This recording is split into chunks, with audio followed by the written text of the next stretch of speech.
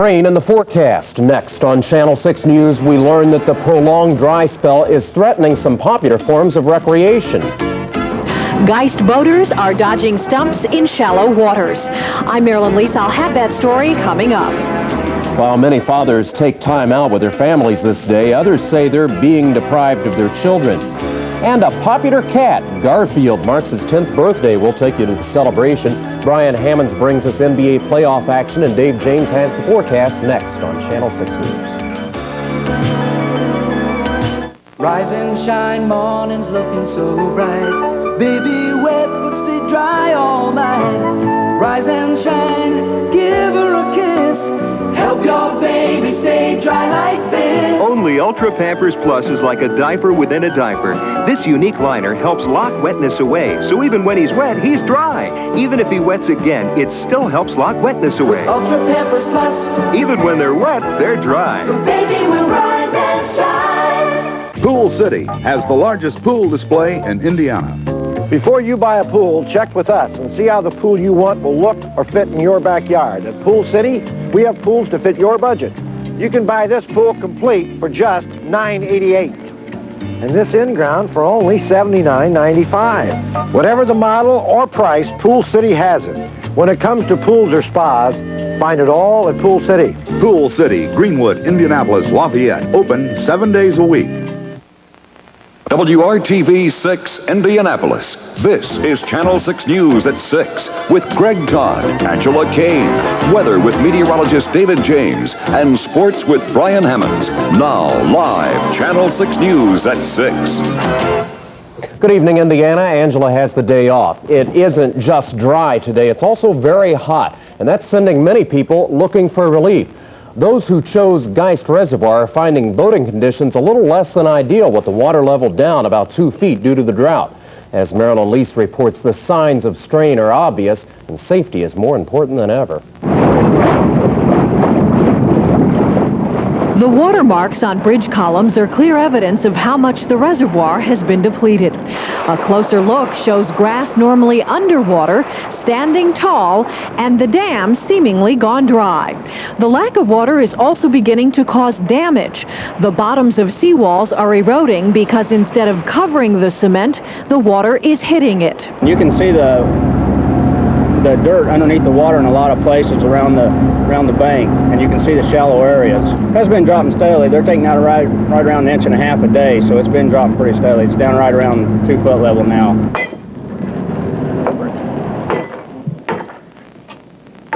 This brand new boat already turned into another casualty this Sunday when its owner inadvertently hit a stump that under regular conditions wouldn't have been in the way. We normally ski up in this channel, and along the shoreline it's deep. You don't want to go between the two bridges, but it was busy, so we thought we'd snake up that way, and that's what we hit. Rain would improve this situation most, but in the meantime, other measures are temporarily providing relief. Someone has marked this stump to warn unsuspecting boaters, and homeowners have also covered stakes in shallow waters. There's really no reason to stay away from boating. It's just the idea of being more careful and staying in the middle. Skiers remain optimistic and are still enjoying their sport, knowing full well practice makes perfect. And even man's best friend is making the most of a bone-dry situation. At Geist, Marilyn Lease, Channel 6 News.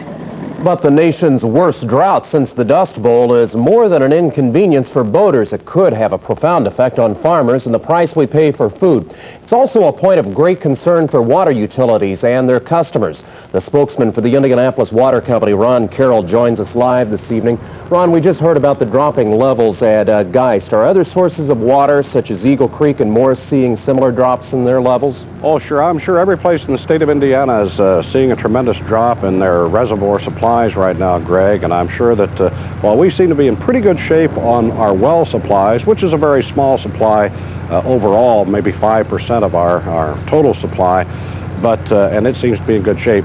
But sure, and I'm delighted that you showed the Geist pictures, and we just sent out word Friday that boaters need to really slow down and take it easy.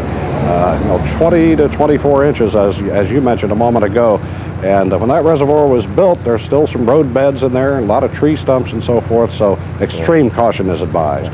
As your people look at the worst case scenarios, with the water rates dropping at this rate, at what point are we going to really get into a critical situation with water levels?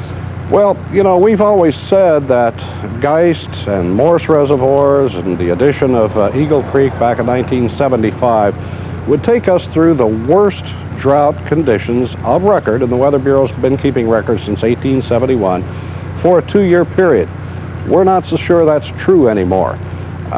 This summer, yes, we're okay, and I want to assure everyone that for 1988, we're fine. We're going to make it through it in 1988. Yeah. But given next year, we need some substantial rainfall, some good snowfall next winter to get those reservoirs full again.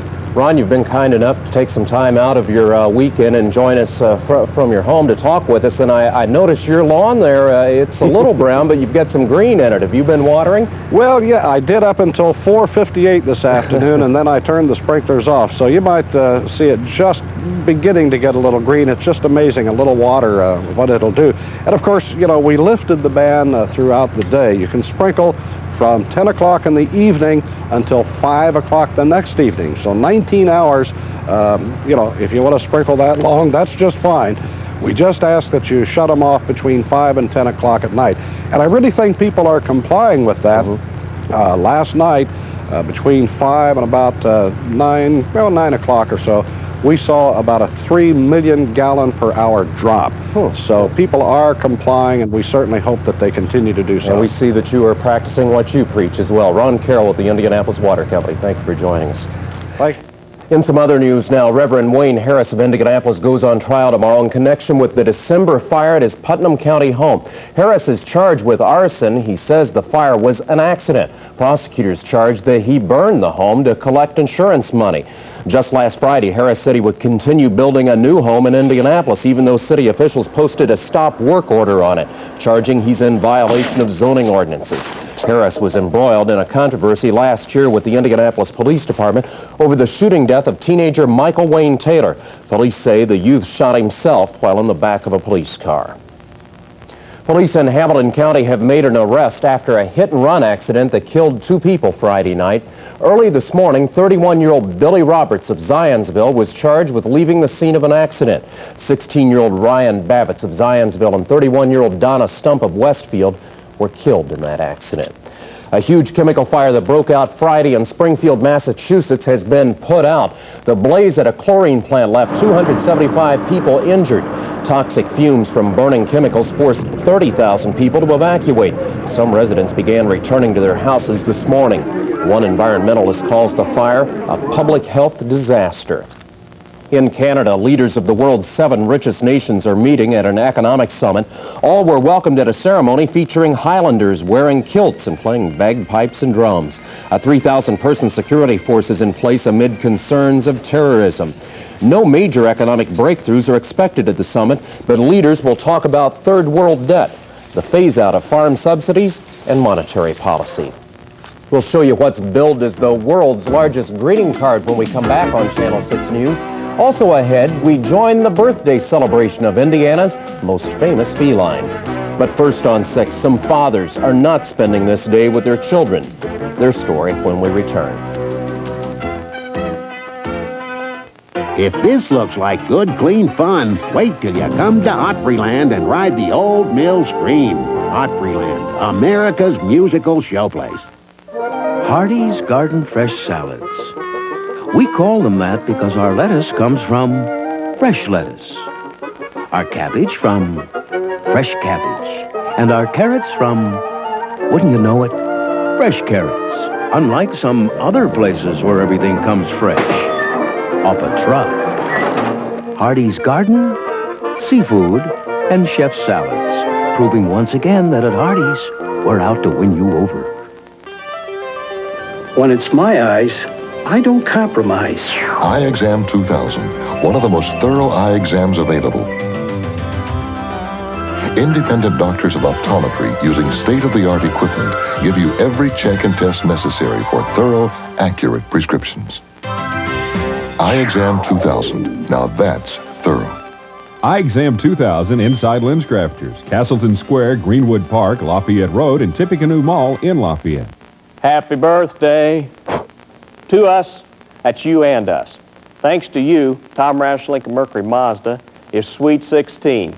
So Tom Roush is going to thank you with 1.6% financing. So listen, come on out, get a great deal on a new car or truck. We'll celebrate with 1.6 as a birthday present. Tom Roush, Lincoln Mercury Mazda. A pussycat on price. It's Father's Day, a time many fathers like to make sure they get some extra time with their children. But there are some men who find it nearly impossible to visit their kids once their family has been torn apart by divorce. Deborah Darnell has their story. While other fathers were out entertaining their children, these men held a quiet protest outside the State House.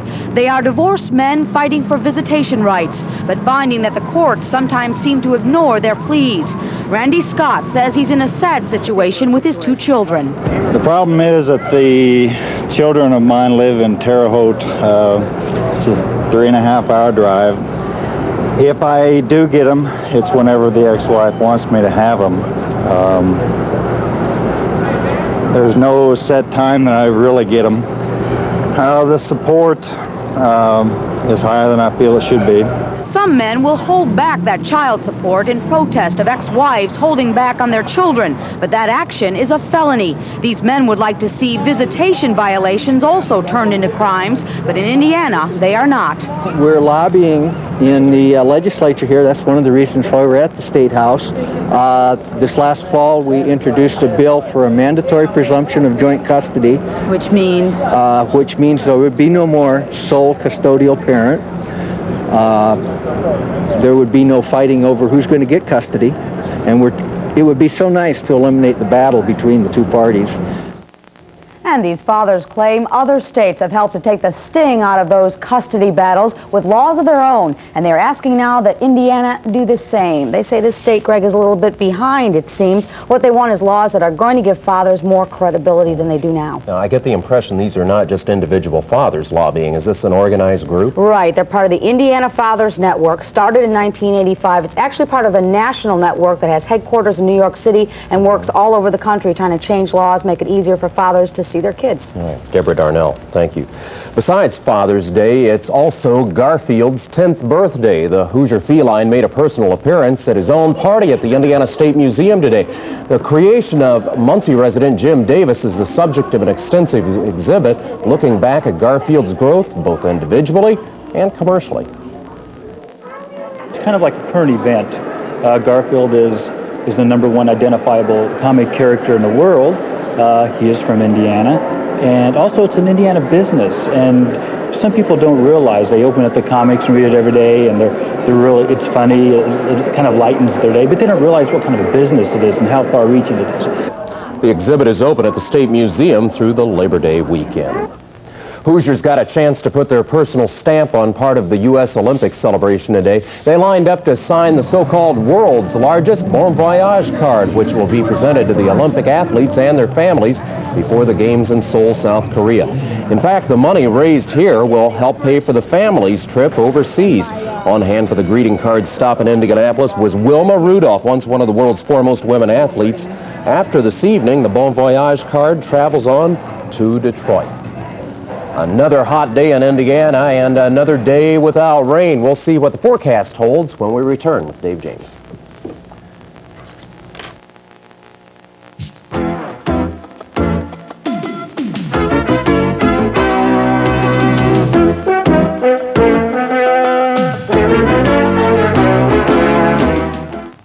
After the sale is done, South Harvey service is #1. Test drive the power, the acceleration. Test drive our hot new number. New 93 octane Amoco Ultimate. Take the ultimate one-tank test. Power up with a tank full of new 93 octane engine cleaning Amoco Ultimate and feel the power. The acceleration, the ultimate performance. New 93 octane engine cleaning Amoco Ultimate. Test drive it.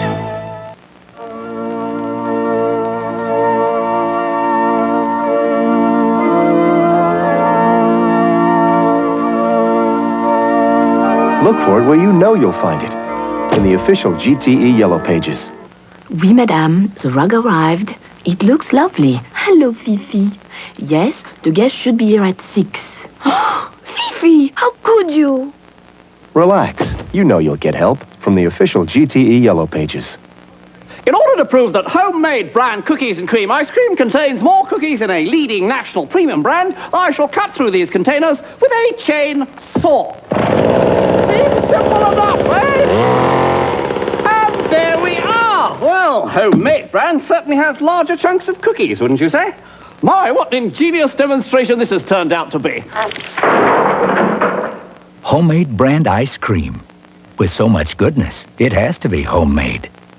At any of our 569 Bank One locations across the Midwest, you'll find people who care, like Lindbergh's Porcelain. After all, he's a good Bank One customer, and I knew how much he wanted to close on that property. Then he had to leave town unexpectedly. His flight was leaving in 15 minutes, so I really had to hustle. I caught him, he signed the papers, and it was done. Boy, was he happy. But anyone at Bank One would have done the same thing. We're 18,000 people who care. Last night, Dave James was telling us that he saw some very slight chances of rain a couple of days in the forecast. Has that gotten any slighter today? Well, it hasn't really gone either way, so at least it's still in there as a possibility. It's nothing that will be ending the drought of '88, but there could be a few scattered showers around a couple days. We'll talk about those in just a minute. Outside, today, it was another hot one, probably one of the hottest Father's Day in recent history. Sunny skies, it's still 89 degrees. There's a southwest wind at 10 miles per hour, humidity only 29%, and the barometer falling.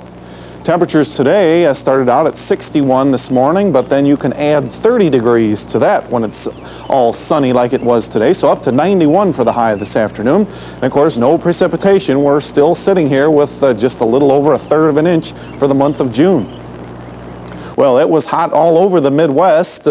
Besides Indiana, temperatures were hot in other regions of the Midwest. There was a little bit of shade provided by this area of clouds. In fact, what this is left over from some showers that moved down through Minnesota, Iowa, and Wisconsin. But right now, it's all fizzled out, reaching the surface, that is. And in the middle layers of the atmosphere, there's some moisture left, so that's what's showing up as the clouds there.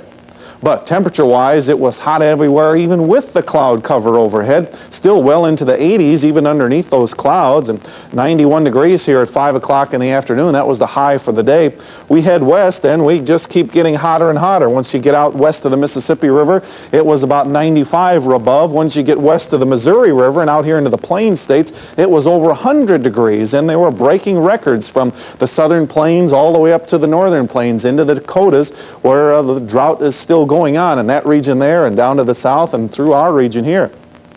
Now, I talked about that area of clouds out there left over from some showers. Well, you can see them here on this sequence of radar pictures through the day, starting out very early in the morning. As a matter of fact, you'd expect it to be kind of going the other way, intensifying as the day goes on. So that's why I'm not thinking that this area of showers is just going to sweep right in here and bring us much relief, because it's a weather pattern that's kind of dying out as it approaches. But it still holds the hope, at least maybe, for a few scattered showers. You see that area there heading down to the southeast and dying out, but there still are a few scattered showers left out here in the Plains states. Even where it did rain, they only got about a 1/4 inch, so it didn't end their drought up there in Iowa or Minnesota or Wisconsin either. Along the Gulf Coast states, well, we've got the humidity in the atmosphere down there, so that goes in the other direction, and that does turn into some scattered showers in the afternoon hours. Now, here's what it looks like from above, satellite view. There's a low pressure area up here north of Canada, so the jet stream is still way up there to the north, not down in our region, which would serve to unsettle the weather. That's not going to be happening in the next few days.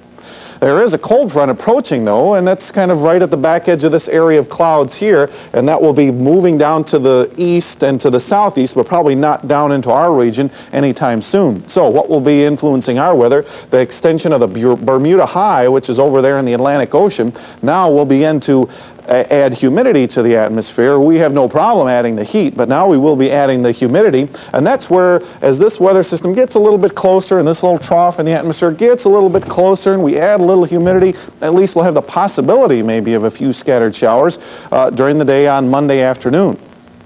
Here's what that weather map should look like tomorrow afternoon. You notice I'm not really showing a significant weather system moving through. That cold front stays pretty far to the north, and even behind that it's not too chilly. Temperatures still in the 80s, but where there's lots of sunshine, temperatures well into the 90s over most of the plain states. But with all that energy in the atmosphere and increasing the humidity just a little bit, the sunshine could be interrupted by maybe a few widely scattered showers, but that's really about all we can hope for tomorrow. Well, my forecast the rest of tonight, evening hours, we'll see warm temperatures. In fact, it'll be above 80 degrees for the next several hours. Low temperature by morning, about 62. Then, during the day tomorrow, to start out the week, well, we start out the way springtime has been, with hot temperatures about 94 degrees, at least a chance maybe for some rain developing towards tomorrow evening. Then tomorrow night at about 11 or 12 o'clock, summer finally starts. We've had plenty of summer weather already. Then ahead to Tuesday, looks like sunny, hot temperatures continue, winds out of the southwest into the mid-90s once again. Ahead to Tuesday, Wednesday rather, no relief there. Still sunny temperatures in the 90s. There's another, at least, possibility of some rain with maybe a cold front going through on Thursday. So a chance of rain there, and at least we'll drop the temperatures into the 80s. Well, later on this evening, if you're heading outside, maybe you're going to take Dad out and buy him an ice cream cone. That's a good idea.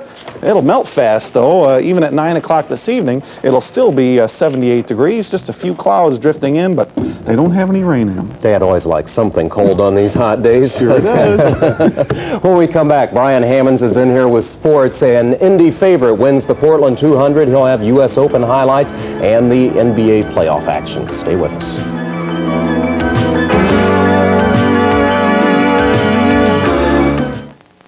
For years, supermarkets have attempted to lure customers with these two words. We're lower. We're lower. No, we're lower. We're lower. But only Cub Foods is big enough to buy enough, and that volume means assured minimum prices, so your total food bill is always the lowest. Assured minimum prices, only at Cub Foods. Oh, I don't want to go that low. How can he go that low? It's very, very low.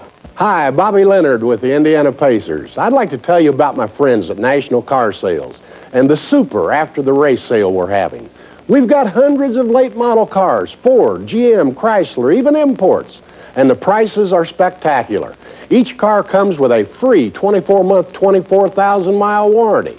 Old Slick says, shop us first or shop us last. But shop National Car Sales out by that big old green sign at 7111 West Washington. Dear Caleb, the biggest news round these parts is Pepperidge Farm's new American collection. Big, generous cookies simply bursting with lumpy, bumpy personality. Whopping chunks of rich chocolate and nuts are hidden beneath each lump and bump. My favorites are the Chesapeake and the Sausalito. Hey, they've got more personality than most folks we know. At the Olive Garden Italian restaurant, we speak a different language. We have no words for can't, and won't, and impossible. No phrases for a little less, or not too much. In fact, we don't know the meaning of enough. Some would say speaking a different language can make all the difference in the world. The Olive Garden Italian restaurant, where all the best of Italy is yours. For of all sad words of tongue or pen, the saddest are these. It might have been. Unfortunately, this quote rings true for many people who retire without any real direction. As you get closer to retirement, how can you make sure you won't say, it might have been? By planning now.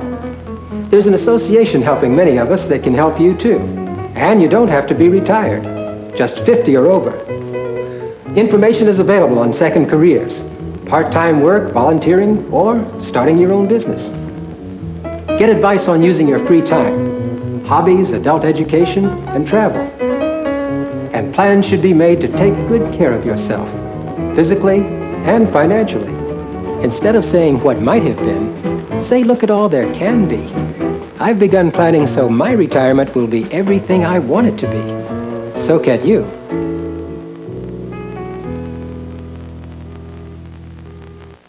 Brian and the studio crew are debating over how good of a game it was today, but no question about it, it was an important one. Well, if you pick the Lakers in 7 like I did, it was a great game. Hello, everyone. It was do or die for the Lakers today as the NBA Championship Series moved back to Los Angeles for Game 6, with the Pistons leading the series 3-2, trying to wrap it up. Great basketball game. Magic Johnson drives here, put the Lakers up by 1 late in the contest, minute 45 to play. Isaiah Thomas had 43 points today. He hits. The Pistons were up by 1, 198, minute and a half left. Detroit now leading by 3. Byron Scott buries the jump shot to cut it to 1. It's 102-101 Detroit. Kareem Abdul-Jabbar, after being fouled, hit 2 free throws with 14 seconds remaining, and L.A. led 103-102. The Pistons, though, still had plenty of time. Joe Dumars with the basketball, makes the move, misses the left-handed shot. Byron Scott gets the ball. He's fouled. He'll go to the line with just seconds remaining, trying to put it away. Misses 2 free throws, but the Pistons have no timeouts left. They run out of time, don't get off a shot. Lakers win 103-102. Series is now tied at 3. Game 7 will decide the championship on Tuesday night in Los Angeles. Now, to golf, today was the final round of the U.S. Open in Brookline, Massachusetts. The day started with 5 players within 2 shots of the lead. Now we go to the 17th hole. Nick Faldo trailing Curtis Strange by 1 shot. Strange, though, bogeys the hole to fall to 6 under par and falls into a tie with Faldo. Strange had his 3rd shot coming out of the bunker on 18. He needed to get close for par, and he does so. And watch him when he comes out of the bunker, he's very happy with that shot. Faldo, though, needed a birdie putt for the win on 18. It's a long putt. He rolls it by the cup. It's an easy par for Faldo. Strange needed the par putt to keep the tie and force a playoff tomorrow. Strange hits the little par putt. There will be an 18-hole playoff tomorrow between Curtis Strange and Nick Faldo. Both are 6 under par. You will see it here on Channel 6 beginning at 3 o'clock tomorrow for the playoff to decide the winner of the U.S. Open. Now to racing. The IndyCars were in Portland today for the 5th race of the IndyCar World Series, the Portland 200. At the start of the race, Danny Sullivan from the pole beat Ari Luyendyk and Al Unser Jr. to the chicane, which is turn 1 at Portland International Raceway. Danny was leading the race rather comfortably when he had a little problem on turn 9. Watch him here lose control under heavy braking, gets up over the curb, goes through the grass, little agriculture racing here, gets back on the track. There goes Luyendyk by him. Al Jr. gets by him. He falls to 3rd place, but Danny was able to recover and win the race. His first win this year.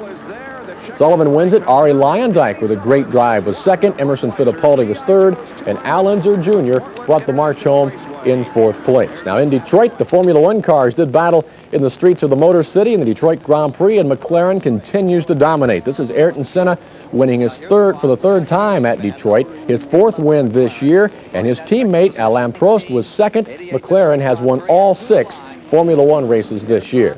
And on the NASCAR circuit, the stock cars were at Pocono this weekend for the Miller 500. Jeff Bodine won the race. Mike Waltrip finished 2nd. But the news here is Bobby Allison is in critical but stable condition, unconscious after a wreck on the first lap. He suffered a bruised heart, broken ribs and legs, and again is still unconscious. We will update his condition tonight at 11 o'clock. Baseball now. The Expos and Cubs went at it today at Wrigley Field on a hot, sunny day in Chicago. Great catch coming up here by 2 friends. Timmy Raines hits a shot to right field, but one of his best friends, Andre Dawson, great grab in right field to rob him of extra bases. Ryan Sandberg comes to the plate through a drawn-in infield. He bounces one through. That drives in the game's first run. It's 1-0 Chicago. Dawson comes up later and really rubs salt into Timmy Raines' wound with his 13th home run, dead center field. When it's hot in Chicago, the wind's always blowing out. Cubs win this game 9-3 this afternoon over Montreal at Wrigley Field. National League scoreboard, David Cohn had a no-hitter into the 8th inning, finished with a 2-hitter. He's now 8-1. New York shut out Philadelphia 6-0. Pittsburgh beat St. Louis 3-2. Houston beat Atlanta 6-4. The Giants avoided a sweep against Cincinnati. They won the finale today 5-3. Los Angeles and San Diego are hooked up in a pair in Dodger Stadium. The Dodgers take game 1. Second game just underway. In Cleveland, the Yankees and Indians, Joe Carter with a drive center field. It falls for extra bases. 2-run score. And the Indians jumped on top of the Yankees by a score of 2-0. Tim Stoddard here looks like old Nuke from Bull Durham with a wild pitch. Run scores. It was 3-0. And then Andy Allenson comes to the plate with his first career grand slam home run. That was the end of the Cleveland scoring. 11-3 was the final. Cleveland knocked off the Yankees today in Cleveland. Boston today pounded out 23 hits and beat Baltimore 15-7. Toronto beat Detroit 6-4. Minnesota beat Seattle 3-1. California shut out Kansas City. Chicago shut out Milwaukee. In the 6th inning, Texas is leading Oakland 4-2. And in the American Association, the 5th inning was a big one for the Indians. They pounded out 8 straight hits. 4 of them were home runs. The Indians beat Pawtucket 14-3. So that's a busy day in the world of sports. Tonight at 11 o'clock, we will update you on the condition of Bobby Allison, who again is unconscious, in critical but stable condition after a crash today in the Miller 500 at Pocono. We'll update you tonight at 11. All right, we'll check back with you on that. Now, in the Portland 200, who did you pick last night? Boy, am I hot. You're just incredible. Danny Sullivan. And the Lakers are going to win in 7, I'm telling you. I'm going to send you out to Vegas with some money. We'll show you a really big baby when we come back. As long as it's yours.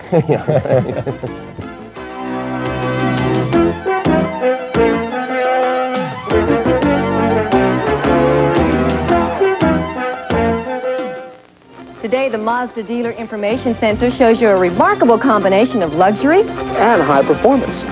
It's the all-new Mazda 929. Roomy, quiet, exceptionally well appointed, and with its V6 18-valve engine, 929 is both quicker and faster than Mercedes-Benz 190e and BMW 528e. Want to be even more impressed?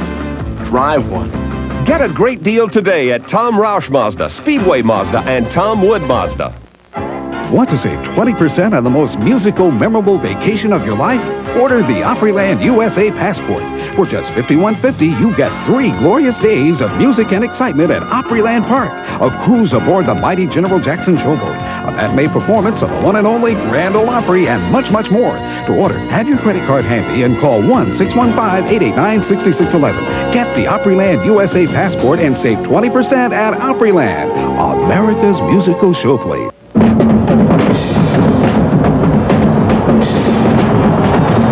Whodunit, brought to you by Rolaids. For all the great teams that have played in the World Series, can you believe that only one team has won every fall classic in which it's played? Whodunit? Sometimes even Pat Riley's stomach can lose its cool. That's when he reaches for Rolaids. Nothing works better for acid indigestion, so Pat's free to let his emotions really show. Not bad. Relief. You know how to spell it. It's out there again, waiting. Allergy season. But allergies don't have to be a big problem. Not with fast-acting Benadryl, the most prescribed allergy medication ever. The only team to come away champs in each of its World Series appearances did so 3 times. Those swinging Oakland A's. I'm Sally Jesse Raphael. What a great place to be. From the Circle to the City Market to the Hoosier Dome, I've enjoyed the best in Indiana hospitality. Now enjoy the best on my show with interesting guests, hot topics, and stimulating conversation to make your mornings great. It was a tremendously emotional experience, and you were totally open and vulnerable, and the impression of your birth is still with you. Join me each weekday at 10 on WRTV Channel 6. The 2 greatest talk shows are on WRTV Channel 6. First at 9 a.m., it's Phil Donahue. Just by looking at him. Well, not by looking at him, but I think I would know if he had another woman, and that would be the last woman he ever had. Then at 4 p.m., the best hour of talk in the afternoon on The Oprah Winfrey Show. On June 16th, you decided you had to see her. I couldn't stop myself. I did have to see her. Watch Phil Donahue at 9 and Oprah Winfrey at 4 each weekday on WRTV Channel 6. Among the stories we'll have coming up tonight on Channel 6 News at 11 o'clock, more on the water problems facing Indianapolis Water Company customers as the drought continues. We'll also have a full report on the events surrounding President Reagan's involvement in a 7-nation economic summit in Canada. And meteorologist Dave James will have the latest look at any chance for rain in the week ahead. That and more tonight at 11 o'clock on Channel 6 News. Finally, this evening, a California woman literally has her hands full this evening. Mabel Akalu has given birth to a baby boy weighing more than 14 pounds. The new mother says she still can't believe it. When they were saying, guess how much the baby weighed? My doctor said, oh, about 10 and a half, 11 pounds. The pediatrician said, guess again, 14, 3 and a half. Everybody looked at each other there, and I said, they're still teasing me. I didn't believe it, still didn't believe it. The not-so-little guy is the largest ever born in the San Francisco Bay Area. He's already wearing clothing sized for a 9-month-old. His mother says she's glad the birth is over. Wonder if they celebrated Father's Day in that household today. Well, they name him Fridge. Yeah, one of the NFL teams, I think, might as well draft him next week. Keep an eye on that guy. Well, that's our report for now. Thanks for joining us with Dave James and Brian Hammonds. I'm Greg Todd. We'll see you again tonight at 11 o'clock. Have a good evening.